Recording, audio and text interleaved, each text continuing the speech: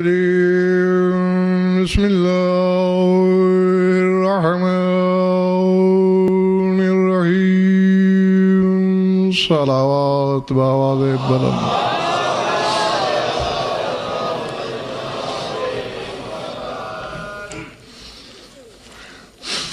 پھر بھی جوش ولا سے مل کر بآواز بلند صلوات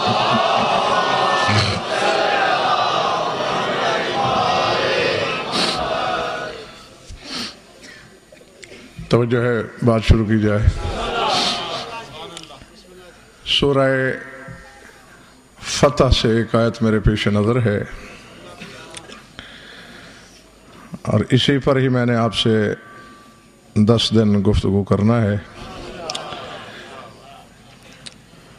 پہلا دن ہے اور ابھی آپ بھی مجھے چکراتے ہوئے نظر آ رہے ہیں۔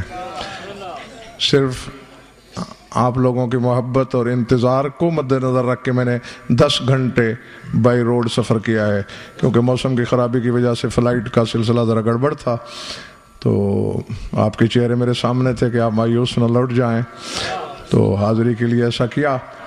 تو جہاں تک طبیعت میری ساتھ دیتی ہے پھر انشاءاللہ کل سے کھل کر آپ سے باتیں ہوں گی۔ ارشاد ہے لقد رضی اللہ عن المؤمنین اذ یبایعونک تحت الشجرۃ فعلم ما فی قلوبہم فانزل السکینۃ علیہم واصابہم فتحا قریبا۔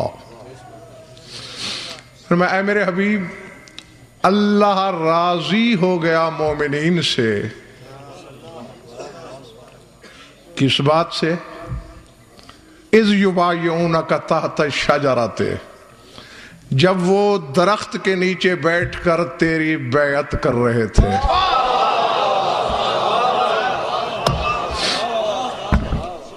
العظمۃ للہ۔ اور فرمایا دوستو لقد رضی اللہ عن المؤمنین۔ اب سوچنے والی بات یہ ہے، نہیں پہلے میں ترجمہ مکمل کر لوں پھر بات کرتا ہوں۔ فعلم ما فی قلوبہم، کیونکہ جو بھی ان کے دلوں میں تھا وہ اللہ کے علم میں تھا۔ العظمۃ للہ۔ فعلم ما فی قلوبہم، کیونکہ اللہ ان کے دلوں کی حالت کو جانتا تھا۔ انزل السکینۃ علیہم، اللہ نے ان مومنین کے دلوں پر اپنی طرف سے تسکین کو نازل کیا۔ وَأَصَابَهُمْ فَتْحًا قَرِيبًا، اور یہ ابھی کا ہی فیصلہ ہے، یعنی 5 منٹ پہلے میں نے فیصلہ کیا ہے کہ آپ سے کیا گفتگو کی جائے، اور اللہ نے انہیں ایسی فتح سے سرفراز کیا جو فتح قریب سے پکاری جائے۔ ہاں 8 ہجری کا واقعہ ہے یہ۔ اب سب سے پہلی بات جو قابل غور ہے میرے محترم سامعین وہ یہ ہے، مسلمین کی بات نہیں، ناس کی بات نہیں، انسانوں کی بات نہیں، لوگوں کا ذکر نہیں۔ لقد رضی اللہ عن المؤمنین، اللہ مومنین سے راضی ہوا جب انہوں نے تیری بیعت کی، یعنی مومن وہ پہلے تھے، اللہ راضی نہیں تھا۔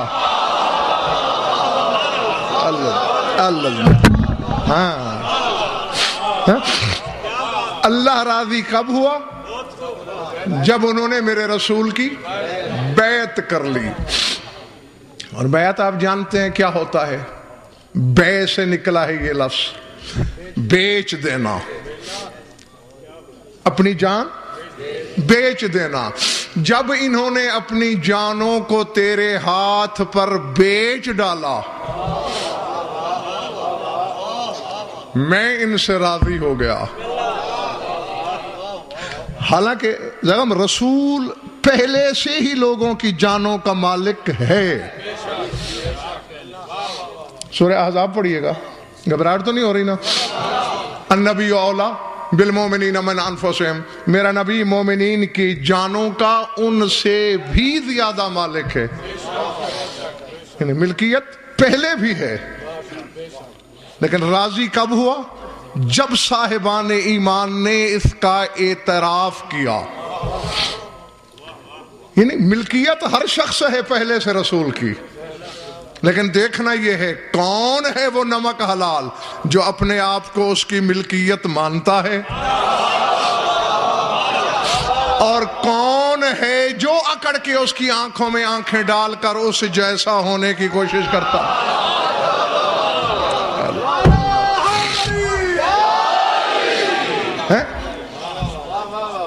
تو جو اپنے آپ کو اس کی ملکیت سمجھے، اچھا یہ ٹوپی میری ملکیت ہے، میں اس کا کیا ہوں؟ اللہ تمہارا بھلا کرے، آپ نے تو میری بڑی مشکل آسان کر دی۔ یعنی ملکیت کا مالک ہوتا ہے۔ اسد قرآن کہہ رہا ہے کہ تم رسول کی ملکیت ہو۔ اے میرے مالک یہ راز کیا ہے؟ محبت اس گھر سے تو کرتا ہے، فتوے غضنفر پہ لگتے ہیں، یا اپنے آپ کو مالک کہنا چھوڑ یا اسے مالک نہ کہے۔ العظمت للہ، تو بھی مالک، یہ بھی مالک۔ آواز قدرت آئی، میری ملکیت ثابت ہی اس وقت ہوتی ہے جب اس کو مالک مانا جائے۔ جو اس کو مالک مانے اس نے مجھے مانا۔ اسی بیعت کے موقع پر ہی دیکھ لو، ان الذین یبایعونک انما یبایعون اللہ۔ اے رسول، جن لوگوں نے آپ کی بیعت کی ہے، انہوں نے آپ کی تو نہیں کی، انما یبایعون اللہ، انہوں نے تو اللہ کی بیعت کی۔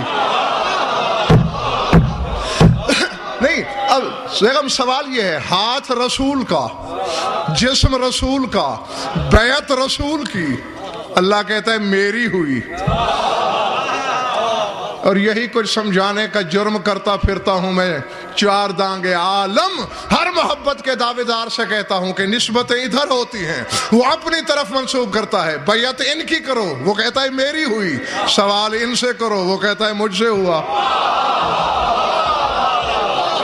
اللہ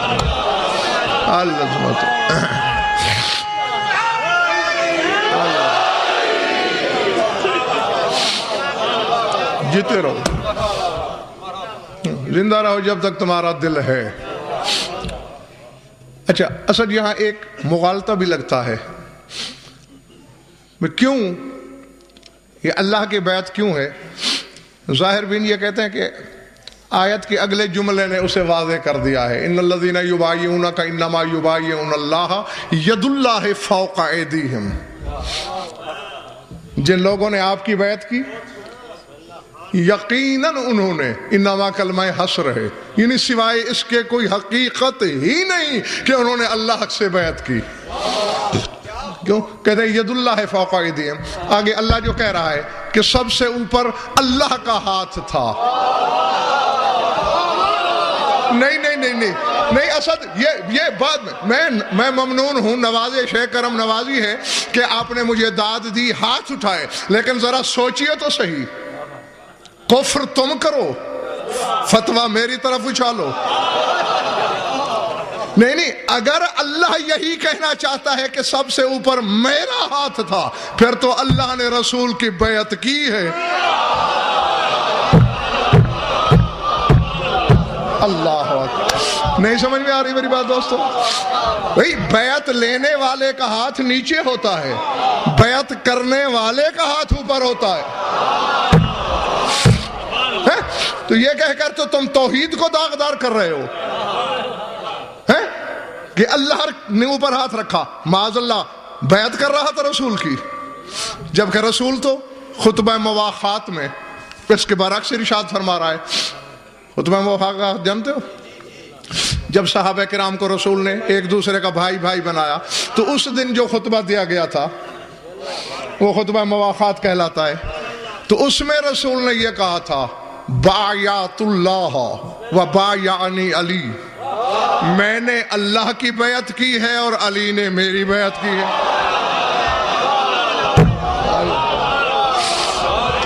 अल्लाह जो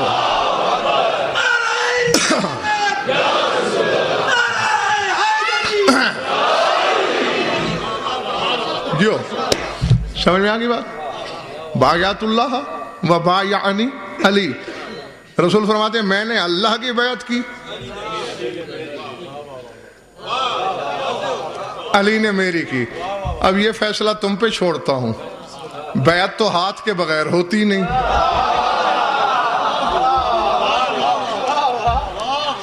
हाँ, इससे आगे मुझे कुछ नहीं कहना है। बहरहाल जो बेहाथ के हाथों के लम्स को महसूस करे,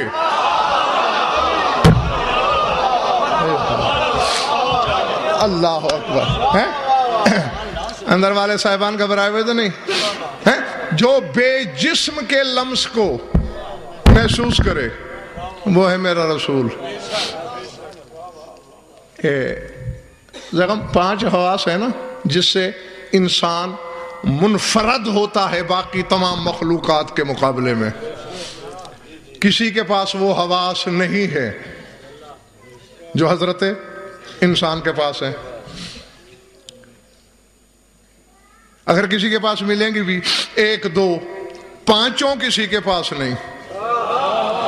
अब पता नहीं मेरी तरह मेरे सामीन थके हुए हैं या ताजा दम है, चूंकि इंसान के पास 5 हैं इसलिए वो अशरफ है। यानी तकदीर और फितरत ने भी फैसला दे दिया कि फजीलत की बुनियाद 5 पे होती है।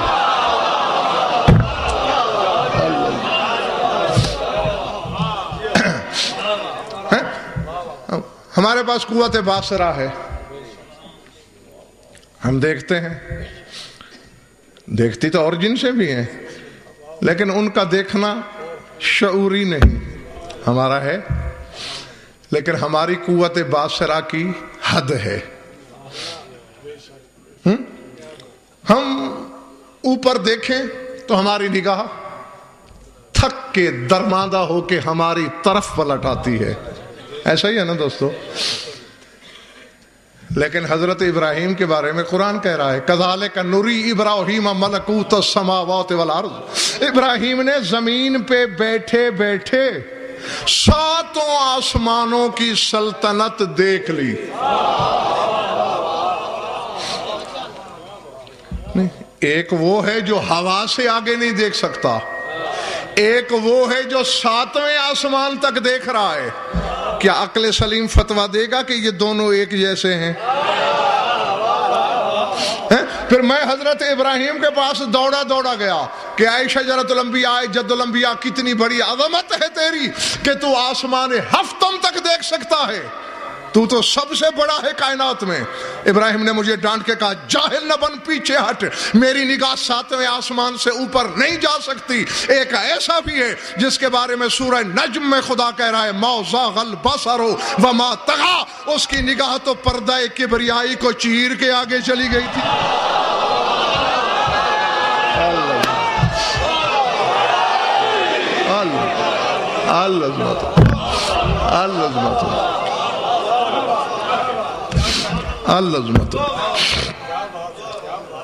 हाँ, फर्क समझ में आ गया?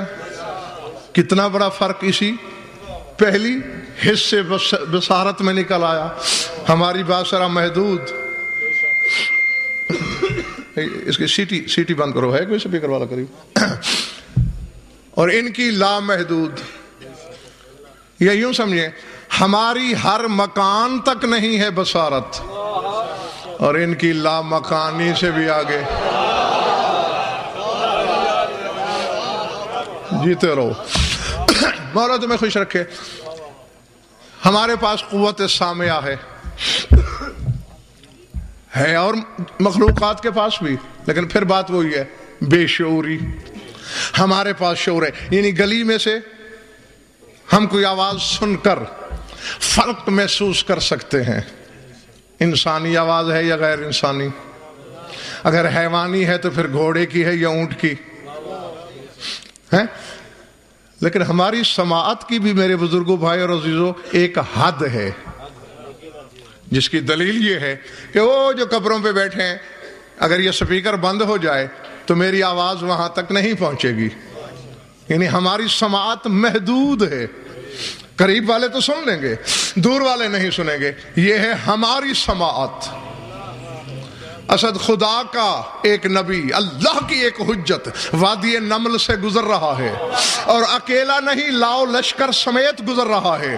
گھوڑوں کی ٹاپیں بھی گونج رہی ہیں، گھوڑے ہنہنا بھی رہے ہیں، اونٹ بلبلا بھی رہے ہیں، کان پڑی آواز سنائی نہیں دیتی.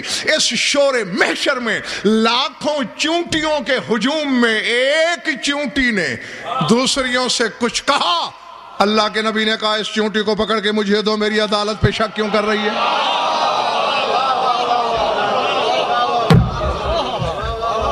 اللہ اکبر.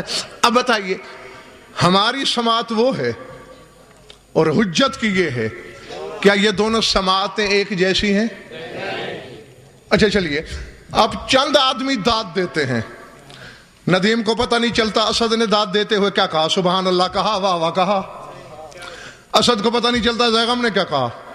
یعنی ہم چند آدمیوں کی، ہم جنسوں کی آوازیں ایک دوسرے میں گڑمڑ ہو جائیں تو ہم آوازوں میں تمیز نہیں کر سکتے. اور حجت وہ ہے جو لا تعداد آوازوں میں ایک اضعف الخلق، ضعیف ترین، کمزور ترین آواز کا فرق محسوس کر سکتا ہے. میں پھر پنڈی والوں سلیمان بن داؤد کے پاس گیا. میں نے کہا اے سلیمان، حشمت اللہ لقب ہے حضرت سلیمان کا. میں نے کہا یا حشمت اللہ، بڑی شان ہے آپ کی، چونٹی کی آواز آپ سن لیتے ہیں، آپ جیسا تو کوئی نہ ہوا. سلیمان نے مجھے ڈانٹ کے کہا جاہل نہ بن، پیچھے ہٹ، گستاخی کر رہا ہے تو. میں زمین پہ کھڑے ہوئے اپنے سامنے کی آواز سن رہا ہوں. ایک وہ باکمال بھی ہے جو خطبہ مدینے میں دے رہا ہوتا ہے اور وہ کہتا ہے اتت السماء وحق له ان تعط ما في السماء موضع قدم الا وفيه ملك قائم وساجد وراكع. خطبہ دیتے دیتے رسول نے کہا آسمان چرچرا رہا ہے.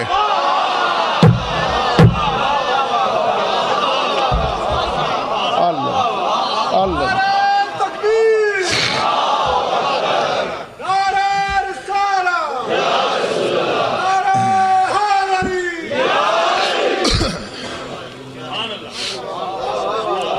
جو غور فرمایا آپ نے.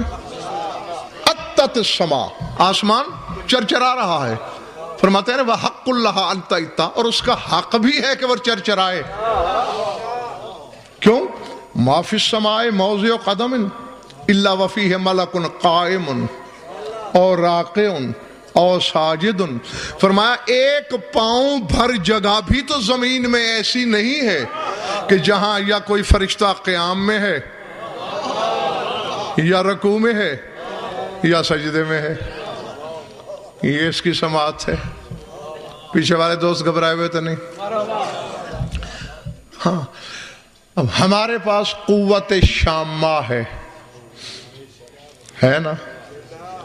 تھک گئے تو چھوڑ دوں. میں نے تو کہا میں صرف آپ کی محبت کی وجہ سے، طبیعت میں نہ حاضری تھی نہ ہی مزاج کا تقاضا تھا. قوت شامہ، سونگھنے والی طاقت. میں آپ کو کہتا ہوں کہ آنکھیں بند کریں. مثلا میں ندیم سے کہتا ہوں ندیم آنکھیں بند کرو، اس نے آنکھیں بند کر لیں. میں نے اس کے ہاتھ میں پھول دے دیا. بتاؤ یہ کون سا پھول ہے؟ اب یہ ناک کے قریب لائے گا، لمبی سی سانس کھینچنے کے بعد کہے گا موتیا ہے، چمیلی ہے یا گلاب ہے. یہاں تک بھی رہ کر بتا نہیں سکے گا کہ یہ کیا ہے. میں تو کہہ کے گزر گیا ہوں اور اللہ جانے کس کے سر سے گزر گئی ہے. یعنی ہماری قوت شامہ اتنی محدود اور مجبور ہے.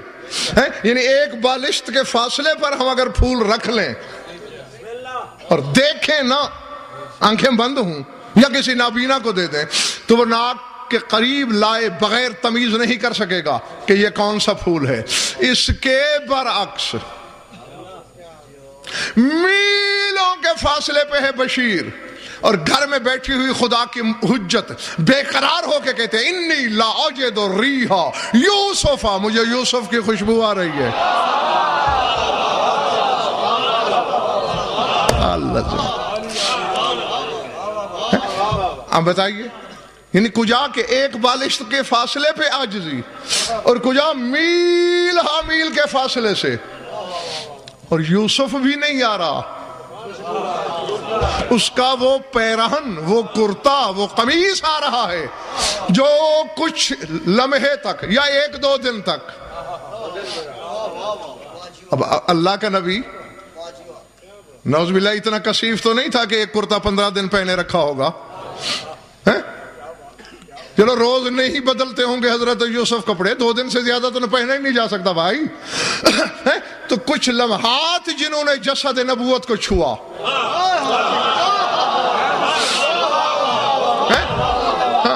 وہ آ رہا ہے، اور لا بھی کوئی اور رہا ہے، لانے والا بھی یعقوب کا لہو نہیں، وہ کہتے ہیں انی لا اجد ریح یوسف، میں یوسف کی خوشبو محسوس کر رہا ہوں۔ تو کیا یہ دونوں قوت شامہ برابر ہو سکتی ہیں؟ نہیں۔ میں پھر حضرت، چونکہ ہم چھوٹی عقل والے لوگ ہیں نا صاحب، ہم چھوٹی سی بات سے بھی بہت زیادہ متاثر ہو جاتے ہیں۔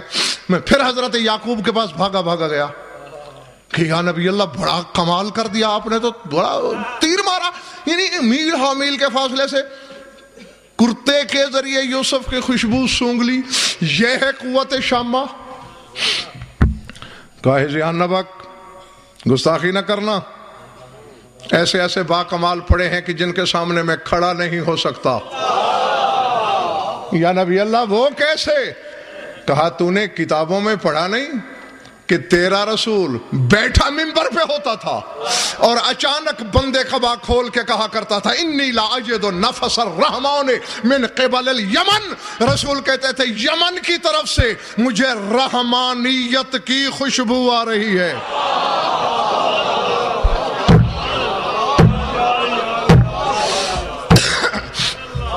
سمجھ میں آ رہی؟ اور یہ کس کی خوشبو کہا کرتے تھے؟ اویس قرنی کی، اور لفظ کیا بولتے ہیں؟ انی لا اجد نفس الرحمن، رحمان کی خوشبو۔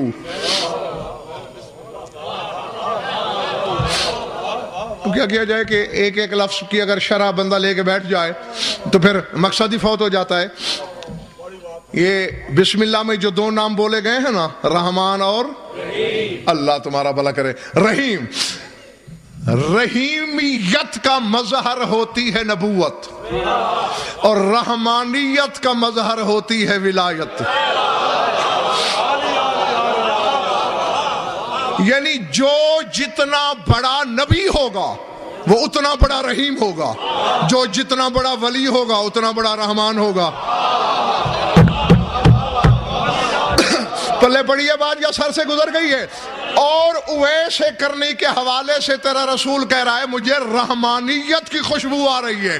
اس کا مطلب ہے کہ اویس کا کوئی نہ کوئی ولایت سے تعلق ضرور ہے۔ کوئی نہ سمجھا جب تک میدان صفین نہ آ گیا، خیبر شکن کا لشکر گزر رہا تھا، نماز عصر کے وضو کی اویس تیاری کر رہا تھا، لشکر کی گرد دے کے پوچھا یہ کس کا لشکر ہے، کون جا رہا ہے؟ لوگوں نے کہا علی جنگ لڑنے جا رہے ہیں۔ آفتاب دیوار سے مار کے کہا نماز لڑنے جا رہی ہے، میں کیا کر رہا ہوں؟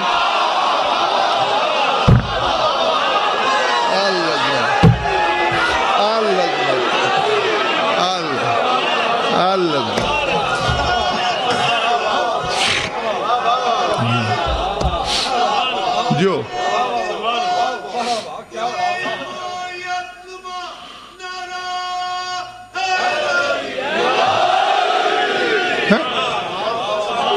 اللہ، نماز تو وہی ہے جو جنگ کرنے جا رہی ہے۔ میں یہاں کیا کر رہا ہوں؟ میں نے کسی کمزور سے کمزور روایت میں بھی نہیں پڑھا کہ خیبر شکن نے اویس کے خلاف فتویٰ دیا ہو کہ تم نے غلط کیا ہے، بلکہ رسول اپنی زندگی میں رحمانیت کا فتویٰ دے کے گئے، انی لا اجد نفس الرحمن، میں رحمانیت کی خوشبو سونگھ رہا ہوں۔ گھبرا تو نہیں گئے؟ ہمارے پاس قوت لامسہ ہے، لمس کرنے والی قوت، ٹھیک ہے نا؟ اسی کے ذریعے ہم دیکھتے ہیں کہ چیز سخت ہے یا نرم ہے. ہاں، یہ لامسہ صرف ہمارے پاس ہے اور کسی حیوان کے پاس نہیں اور کسی جاندار کے پاس نہیں. لیکن ہماری اور ان کی لامسہ میں زمین آسمان کا فرق ہے. ہاں، میں آپ کو زیادہ تھکانا ہی نہیں چاہتا، بات کو ایک سیدھے راستے پہ لا کے، تاکہ کل سے ذرا سفر آسان ہو جائے.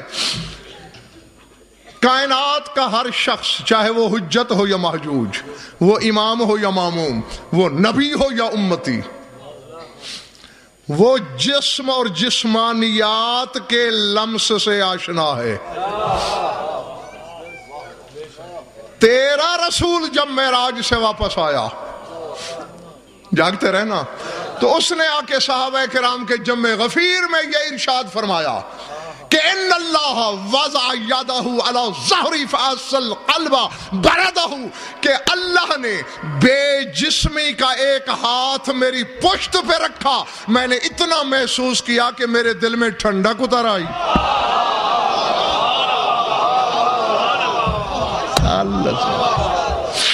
سمجھ میں آ رہی میری بات؟ ہاں، اور اسی کے لیے میں نے جیتے رہو، یہ آپ کے اتنے لمحات لیے. اللہ بدن نہیں رکھتا، اللہ کے ہاں ہاتھ ہے، اس کے ہاں اعضاء و جوارح ہیں نہیں ہے نا، لیکن رسول کہتا ہے کہ اللہ نے دست قدرت کو میری پشت رسالت پہ رکھا. فحسا، میں نے احساس کیا، مجھے محسوس ہوا. تو جو لمس قدرت کو محسوس کر سکتا ہے وہ اللہ کی بیعت بھی کر سکتا ہے. ہائے ہاں، بات بھول تو نہیں گئی نا؟ یہیں سے شروع ہوئی تھی نا. بایات اللہ و بایانی علی، میں نے اللہ کی بیعت کی اور علی نے میری بیعت کی. تو اب اگر ہو جائے گا اللہ نے اوپر ہاتھ رکھا تو پھر معاذ اللہ نے بیعت کی، جبکہ بیعت رسول نے کی. ہاں، اس کے برعکس جب میں نے کتب اہل بیت کا مطالعہ کیا تو میں نے یہ دیکھا بلا تشبیہ رسول نے ہاتھ پھیلایا، آؤ بیعت کرو. صحابہ کرام نے ہاتھ رکھنا شروع کیے، ہاتھوں کا ٹیلا بن گیا. آخر میں تیرے خیبر شکن نے اوپر ہاتھ رکھا.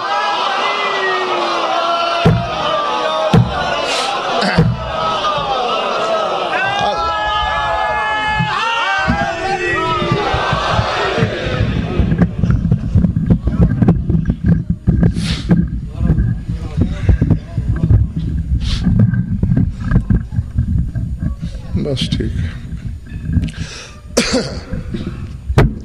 کہاں تھی بات دوستو؟ آخر میں شوہر بطول نے ہاتھ رکھا، آیت آئی اور ایک کی جگہ دو مسئلے حل کر دیے. ان الذین یبایعونک انما یبایعون اللہ. جس نے اے حبیب تیری بیعت کی اس نے واقعتاً اللہ کی بیعت کی.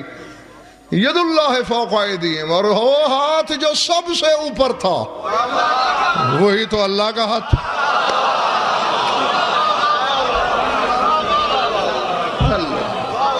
العظمت للہ.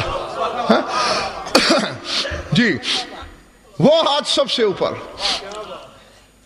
نیچے نبوت کا ہاتھ، اوپر ولایت کا ہاتھ. اور یہاں اصل تفسیر کھل گئی سورہ نساء کی اس آیت کی. فلولا فضل اللہ علیکم ورحمتہ لکنتم من الخاسرین.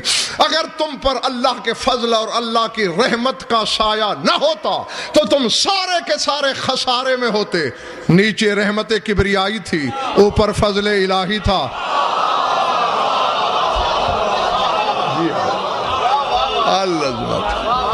العظمت للہ. بیعت ہو گئی، بس اللہ تمہارا بھلا کرے. راضی رہنا اسی پر. کل انشاءاللہ کھول کے آپ سے بات ہوگی. اسی فعل پر اللہ نے اپنی رضامندی ظاہر کی. لقد رضي عن المؤمنين اذ يبايعونك تحت شجرہ، راضی ہو گیا اللہ مومنین سے جب انہوں نے شجرہ کے نیچے تیری بیعت کی. اور اس شجرہ کو بھلانا نہیں، اس کی سرحدیں پتہ نہیں کس کس شجرے سے ملیں گی. العظمت للہ. ہاں، یہ آنے والی مجالس میں پھر انشاءاللہ آپ کے سامنے ظاہر ہو گیا. جب انہوں نے شجرے کے نیچے آپ سے بیعت کی تو اللہ ان مومنین سے راضی ہو گیا. یعنی مومن مان رہا ہے لیکن راضی اس وقت ہوا جب تیری بیعت کی. سارے جاگ رہے ہو؟ قبروں والوں تم بھی؟ تو پھر سر اٹھاؤ، ایک لمحہ میری آنکھوں میں آنکھیں ڈالنا. پالنے والے تیری بے نیازی غضنفر کی تو سمجھ میں نہ آ سکی نہ آئے گی. تو مومنین سے تو آج راضی ہو گیا لیکن دین سے تو راضی نہیں ہوا.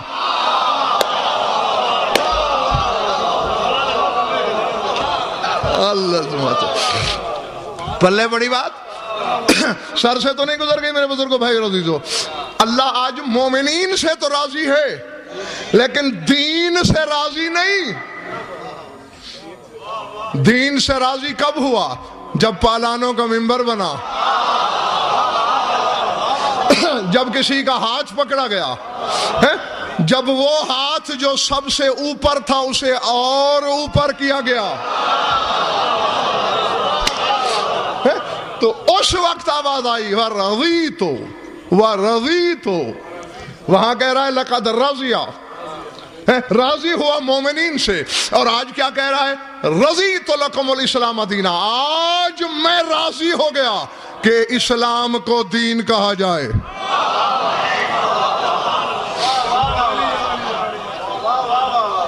سمجھ میں آ گئی میری بات دوستو؟ ہاں.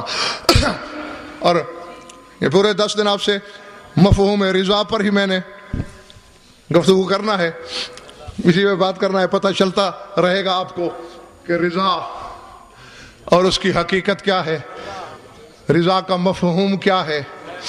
جو جذبات نہیں رکھتا وہ کیسے راضی ہوتا ہے.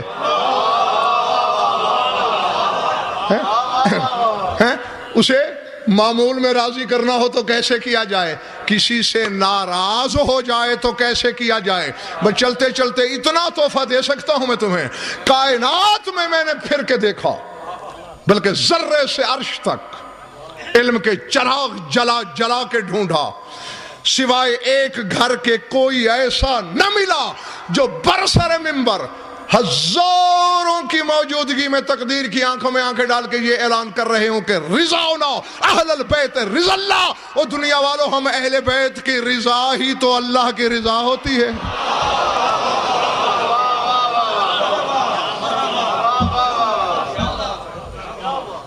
درود پڑھ لو مل کر بآواز بلند.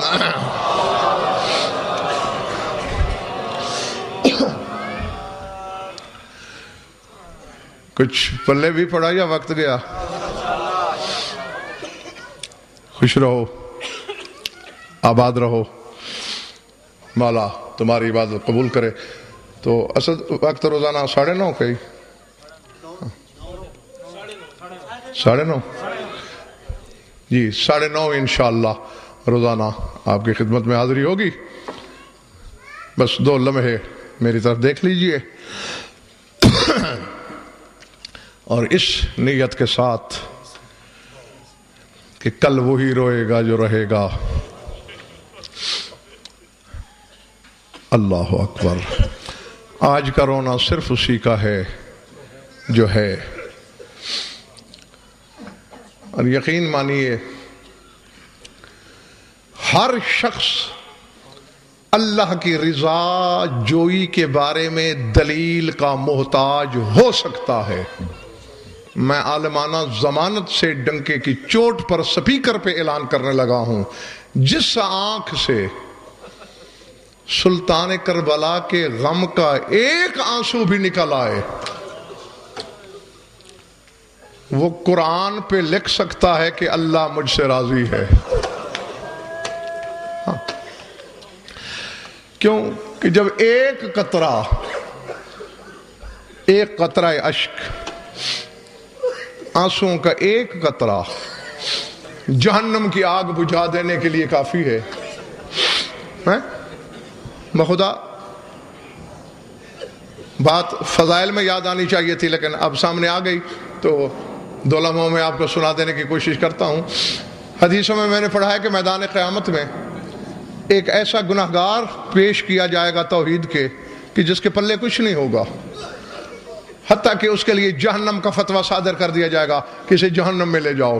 جب فرشتے اسے کشاں کشاں لے جا رہے ہوں گے، آواز قدرت آئے گی، قفو بعبدی، فرشتوں ذرا میرے بندے کو روکنا.